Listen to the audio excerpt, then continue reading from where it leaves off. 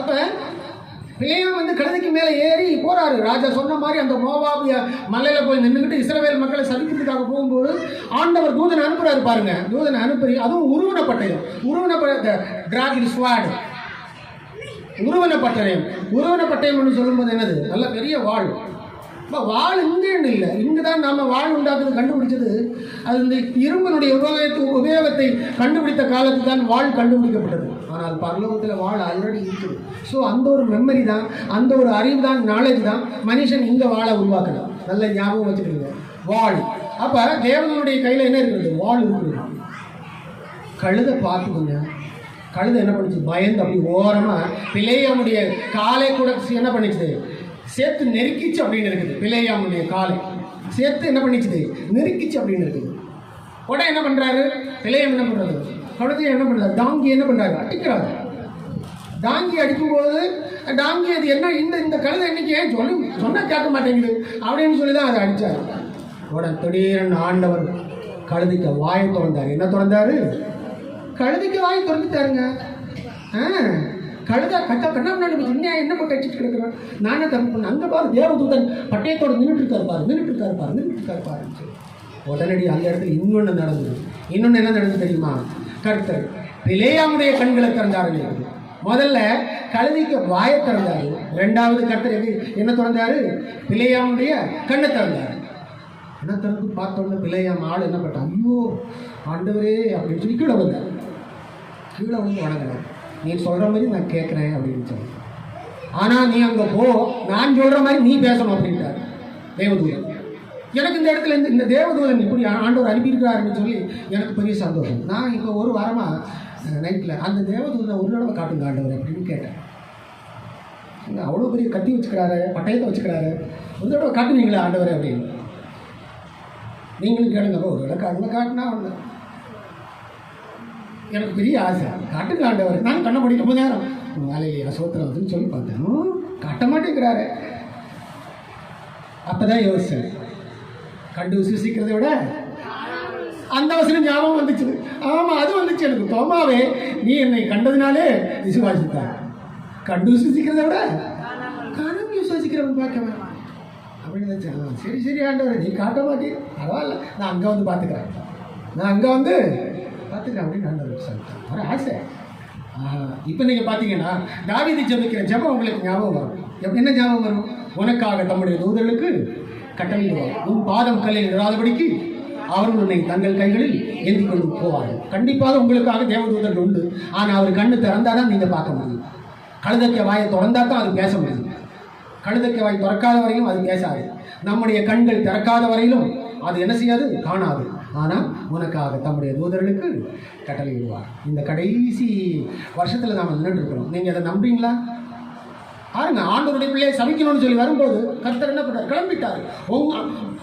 அதாவது அவங்களுக்கு முன்னாடி அவர் கிளம்பிட்டார், தூதனை அனுப்புனார், போய் நில் அப்படின்னு சொல்லி.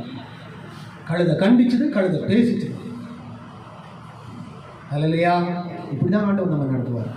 ஸோ விசுவாசம் ரொம்ப பெருசு. அதனால தான் பவுலப்போஸ்தலன் உங்களே என்னை பார்த்து சொல்கிறாரு, வெளியேற பெற்ற உங்களுடைய விசுவாசத்தை விட்டு விடாதீங்க. சிலவங்க என்ன பண்ணுவாங்க, விசுவாசத்தை விட்டுருவாங்க. கோல்டு எடுத்து பாக்கெட்டில் சொல்லியிருக்காங்க, பணத்தை எடுத்து பாக்கெட்டில் சொல்லிட்டுருவாங்க. கோல்டு ஒரு நாளைக்கு காணாமல் போகும், பணம் இன்னொருத்தர் திருட்டு போயிடுவாங்க. கோல்டு, பணம், விசுவாசம். ஆனால் பவுலப்போஸ்தலன் சொல்லுங்க என்ன சொல்கிறாரு, வெளியேறப்பட்டது invaluable faith. Your faith is invaluable. வெளியேறப்பட்ட உங்களோட விசுவாசத்தை என்ன பண்ணாதீங்க, விட்டுறாதீங்க. அதை பிடுங்கி எடுக்கிறதுக்கு உலகத்தில் இருக்கிற சூழ்நிலைகளும் சாத்தானின் ஆவிகளும் நம்மை இழுத்து கீழே போடுவதற்கு ரெடியாக இருக்கு. many situation will come against us to fall from our faith. நம்முடைய விசுவாசத்தை விட்டு விடுவதற்காக இப்படி நிறைய சூழ்நிலை வரும். ஆனால் விட்டுறாதீங்க. ஹல்லேலூயா.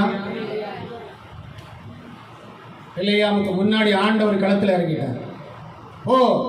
அவனை போய் தடுத்து நிறுத்து, அவன் சபிக்கக்கூடாது. உன்னை சபிக்கிறவன் அப்புறம் என்ன, இதுக்கு முன்னாடி ஆண்டவர் சொல்றாரு, உன்னை சபிக்கிறவன் இஸ்ரவேலை பார்த்து, உன்னை சபிக்கிறவன் சபிக்கப்பட்டவன், உன்னை ஆசீர்வதிக்கிறவன் ஆசீர்வதிக்கப்பட்டவன். கர்த்தர் நம்மை நினைத்திருக்கிறார். சொல்லுங்க, கர்த்தர் நம்மை நினைத்திருக்கிறார். அவர் ஆசீர்வதிப்பார். இஸ்ரவேல் குடும்பத்தாரை ஆசீர்வதிப்பார். அவர் ஆரோன் குடும்பத்தாரை ஆசீர்வதிப்பார். இப்போ பிள்ளையாம் வந்தார், சபிக்கணும்னு நினைச்சாரு, அந்த கோல்டு மூட்டையெல்லாம் வாங்கணும்னு நினைச்சாரு. நேராக அந்த மலையில் போய் நின்று பார்த்தாரு, எல்லாம் நல்லா அந்த ஜனங்கள்லாம் அப்படியே நின்றுட்டு இருக்கிறாங்க.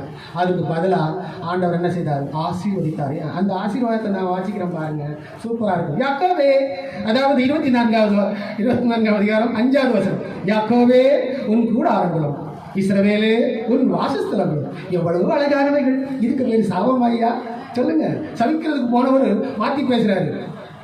அவைகள் பரவி போகிற ஆறுகளை போகணும், ஆறு பரவி போகும், அந்த மாதிரி வளரும், நல்லா இருக்கணும்.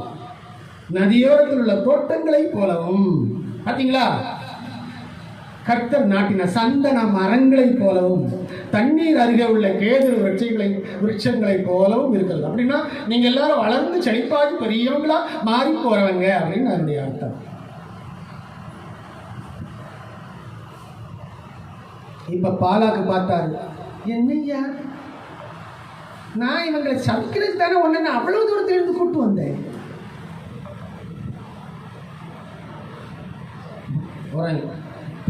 பாலாக் ராஜா சொல்றாரு, உனக்கு ஒரு மண்ணும் தர முடியாது இனிமே பாருங்க. அப்பொழுது பாலாக் 10வது வசனம் 24:10. அப்பொழுது பாலாக் பிலேயாமின் மேல் கோபம் கொண்டவனாகி கையோட கை தட்டி பிலேயாமை நோக்கி, என் சத்துருக்களை சபிக்க உன்னை அழைத்தனுப்பினேன், நீயோ இந்த 3 முறை அவர்களை ஆசீர்வதித்தாய். ஆகையால் உன் இடத்துக்கு ஓடிப்போ, உன்னை மிகவும் கனம் பண்ணுவேன் என்று நீ கனமடையாதபடிக்கு கர்த்தர் தடுத்தார் அப்படின்னு அவன் ஆண்டவர் மேல பழியப்பட்டான். ஆண்டவர் தாயா உன்னை தடுத்தாரு.